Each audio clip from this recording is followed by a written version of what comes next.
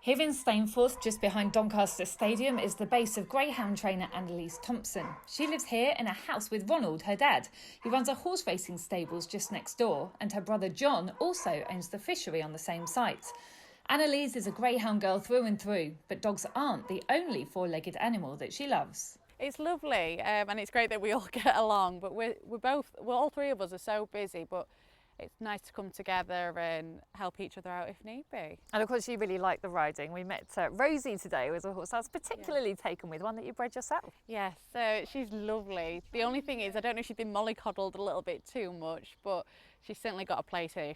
And you ride out yourself. You've suffered a few injuries, haven't you? Yeah, a couple of cracked ribs, some concussions, but luckily that's the worst of it. It's the name of the game, isn't it? There's not a bigger thrill than when you're doing 40 mile an hour on a racehorse down our gallops, but then you've got to put up with any little injuries you might pick up at the same time. And hopefully they are only little. Your sister, unfortunately, she died horse riding. She did. A couple of years before I was born.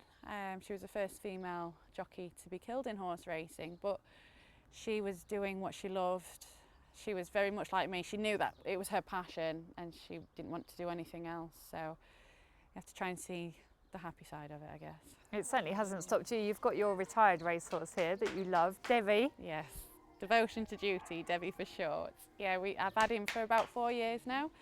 Came from Philip Kirby's yard. Lovely big 17-hand horse, and I think it's just something to do for half an hour to just get away from the dogs, to just go up on the horse over the fields and forget about everything. It is nice that you have the love of horses and dogs. Are there similarities between the two when it comes to racing, do you think? And training? I use all my dad's sort of equipment for the dogs, even when I'm not meant to. But I think my love lays more with the dogs just because they are more affectionate and you can get in the bed with them and play with them. With the horses, you don't quite know if they're going to bite you or kick you or if they just want to force. Different ball game, really. Well, you mentioned being affectionate to your greyhounds, and well, you've got one very, very lucky 40-kilo retired greyhound, haven't you? Baby, yeah, Jet.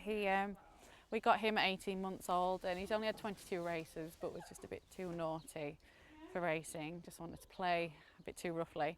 So yeah, he's been here ever since, and if you're ever feeling down or want a hug, you just go and get in with him for 10 minutes and just wants to cuddle you. So yeah, the lovely side of it. Just 10 minutes? It starts at 10 minutes. I've been there all day if you let me.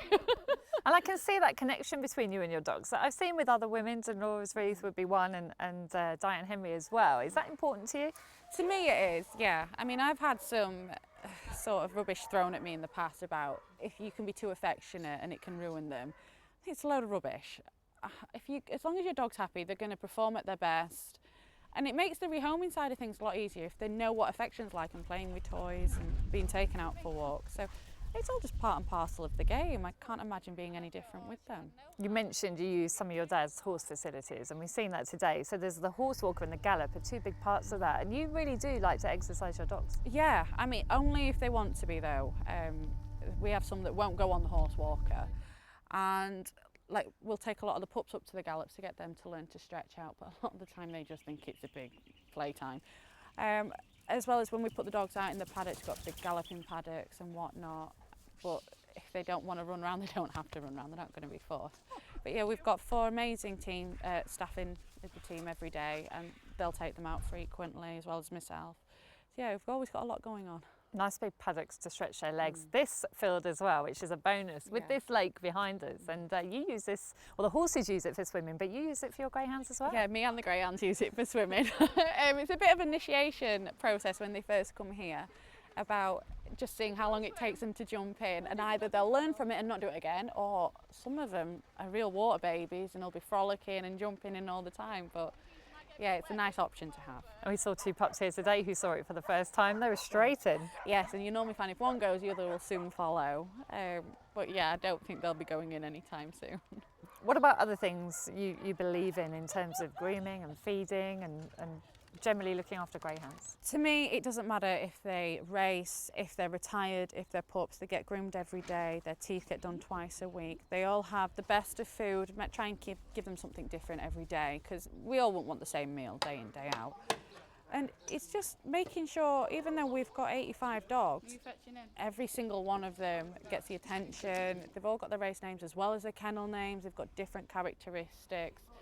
So it's just nice. It's like being one big happy family, as silly as that sounds. But yeah, a nice team. How important are good staff?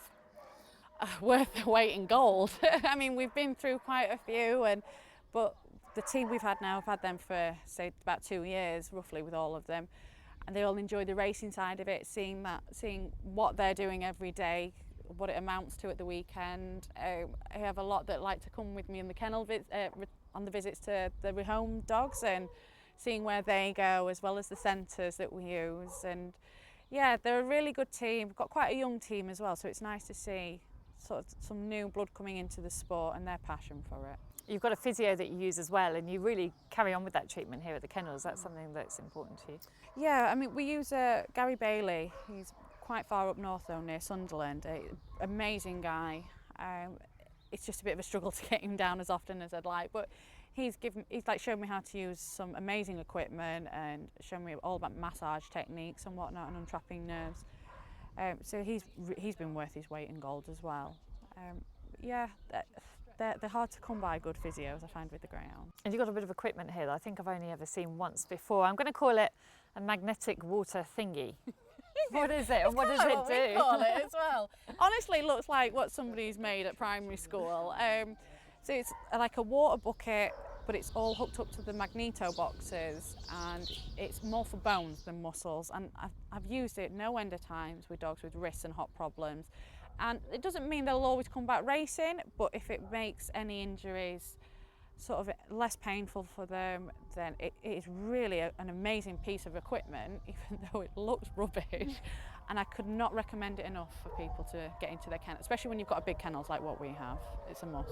You're very young in terms of greyhound racing. You kind of seem like you've got a lot on your plate with 85 dogs and staff and horses and all sorts to sort out, but it's very much a way of life. Is it a lifestyle you enjoy? It certainly is, yeah. I mean, I have thought about in the future cutting down on dogs and not having as many. It takes the pressure off a bit, but at the moment I love the idea of I'm here every day, all day pretty much, as well as then shooting off racing on a night, and I don't know where I'm going to be next week with the dogs, and it's just all part and parcel of it, and I couldn't really ask for anything more.